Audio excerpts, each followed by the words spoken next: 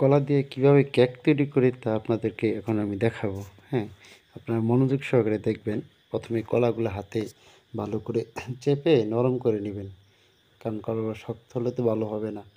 তো যে অবস্থা দেখতে হাত দিয়ে পারা যাবে না, এটা ব্লেন্ডার করতে হবে সম্ভবত। দেখি তারপরে কি হয়। আচ্ছা ঠিক আছে, তো আমরা হাতে কাজ করছি। এখন দেখা যাবে যে না হচ্ছে না এটা ঠিক মতো আগের মতো। তো আমরা ব্লেন্ডার করার জন্য ব্লেন্ডারে নিয়ে যাওয়ার জন্য প্রস্তুতি নিচ্ছি। চলে আসলাম ব্লেন্ডারে। হ্যাঁ, এই যে ব্লেন্ডার করা শুরু করে দিলাম, দেখা যাক কি হয়। তো বিদ্যুতের এটা সমস্যা, ঘাটতি থাকার কারণে ব্লেন্ডারটা ঠিক মতো ঘুরছে না, কি বলিস সমস্যা। হ্যাঁ, তারপরেও দেখা যাক কি করা যায়। আমরা চেষ্টায় আছি ব্লেন্ডার দিয়ে এটাকে নরম করার জন্য। হ্যাঁ, হচ্ছে এখন, দেখা যাক কি হয়।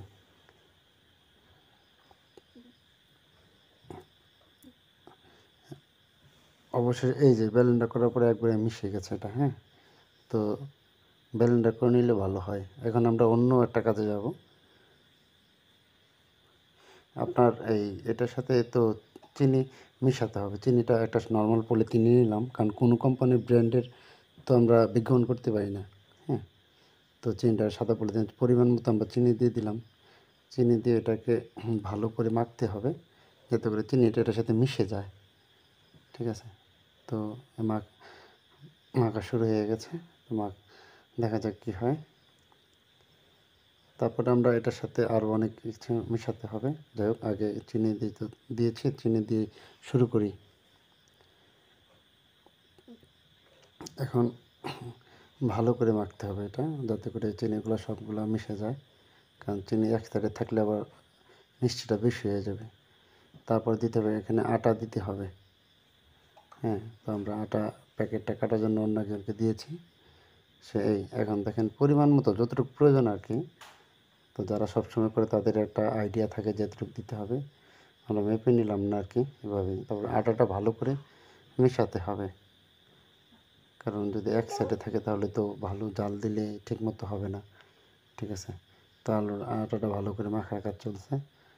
তো দেখা যাক আটাটা ঠিক মতো কতটুকু মেশানো যায়। হ্যাঁ, যদি তারপর না হয় তাহলে আমরা আবার ব্লেন্ডার দেবো, এটাকে ব্লেন্ডার দিয়ে মেশানোর চেষ্টা করব, কারণ হাত আর ব্লেন্ডারের ভিতরে অনেক তফাৎ। তো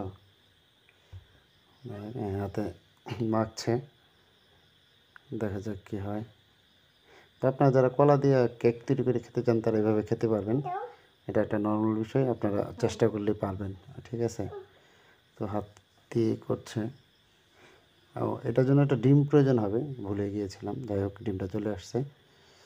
তো ডিমটা দেওয়ার পরে ডিমগুলো আপনি 4-5টা দিতে পারবেন না। হ্যাঁ, দিলে যে ডিমের একটা ফ্লেভার আছে, এটা বেশি গন্ধ করবে। ডিমটা ভালো করে দিতে হবে, দিয়ে একসাথে মাখাতে হবে, কারণ ডিমটা অনেক না দিলে তো কেক হবেই না আর কি। ডিমের ফ্লেভারটা অন্যরকম কেকের ভিতরে। তো আমরা যারা রেগুলার কেক তৈরি করি তারা অবশ্যই বুঝতে পারবে যে ডিমটা দিলে কি হয়। তারপর দিতে হবে দুধ, গরুর দুধ। ঠিক আছে, তো এখানে 1 কাপ গরুর দুধ নিয়ে নিতে হবে। ঠিক আছে, তারপরে এটাকে ভালো করে মাখতে হবে। ঠিক আছে, তো প্রথমে অল্প দিয়ে চাইছিলাম, তো ভাবলাম যে হবে না, পুরোটা তো মাখতে হবে। সেজন্য হচ্ছিল পুরো কাপ ধরে দিয়ে দেওয়া হলো। হ্যাঁ, পুরো কাপ দিয়ে দিলাম। পুরো এটাকে একসাথে মাখতে হবে। আমরা এরপরে এটা মাখা শেষ হলে চলে যাব বালুতে, কারণ যে বালুটার উপরে বসাবো এটা ভালো করে গরম করতে হবে। হ্যাঁ, ঠিক আছে, চলুন। এই যে আমরা চলে আসলাম বালুতে। এটা হচ্ছে চুলার উপরে দিয়ে রাখছি। এটাই দেখেন ধোঁয়া বেরিয়েছে। হ্যাঁ, মানে গরম হিট হচ্ছে। তো এটাকে ভালো করে গরম করে নিতে হবে, না হলে হচ্ছে হলো সমস্যা ভিজে ভিজে থাকলে। যেহেতু আজকে বৃষ্টি হয়েছে, বালুটা একটু কাঁচা রয়েছে আর কি, ভিজা ভিজা। ঠিক আছে, তো আমরা যে বাটিটা এই বালুর উপরে বসাবো সেই বাটিটা ভালো করে তেল মেখে নেবো, যাতে কেকটা হয়ে গেলে উল্টা দিকে ঢাললে বেরিয়ে আসে। ঠিক আছে, তো আমরা তেল মেখে নিলাম। এখন যে মানে কেকটা, কাঁচা কেকটা, এটা তো ঢেলে নেবো যতটুকু পরিমাণ আমরা হচ্ছে কেকটা তৈরি করবো। তবে আপনারা একটা বড় একটা পাত্র নেবেন, যাতে কেকটা দিলে ফুলে যায়। ফুলে গেলে কি হয়, বাটিটা পুরো ভরে যায়। তো একটা বাটিতে অনেক বড়, ছোট একটা বাটিতে কেক তৈরি করতে গেলে আপনার এই কেকটা নষ্ট হয়ে যাওয়ার সম্ভাবনা আছে। তো আপনারা অল্প করে নেবেন। হ্যাঁ, আমরা অনেক কেক বানানোর চেষ্টা করেছি, তো ভালো করে এটা মিশিয়ে নিচ্ছি, কারণ হাত দিলে হাতে লেগে যাবে, এই জন্য প্লেটটা মাটির সাথে করে বসিয়ে নিচ্ছি ঠিক মতো। ঠিক আছে, তো চলুন চলে যাই আবার আমরা এই বালুর কাছে। বালুটা শুকিয়ে গেছে প্রায়, নাড়া দিয়ে ঠিক করে নিলাম। তো এটার উপরে একটা, যেমন এই গ্যাস চুলার উপরে একটা থাকে বসানোর, কী বলে এটাকে, চুলার মতো, ওইটা দিয়ে তারপরে এটা বসিয়ে দিব। বসিয়ে দিলে আপনার কিছুক্ষণের ভিতরে এটা, এই যে দেখেন বালুগুলো তারপর হালকা হালকা ভিজে ভিজে রয়ে গেছে। তো যাই হোক, শুকিয়ে যাবে কিছুক্ষণের ভিতরে। তো আমরা এখন এটা বসানোর প্রস্তুতি নেব। হ্যাঁ, এই যে বালুগুলো দিচ্ছি আপনার অবশ্যই শুকনো বালু নেবেন, তাহলে আপনার তাড়াতাড়ি হবে।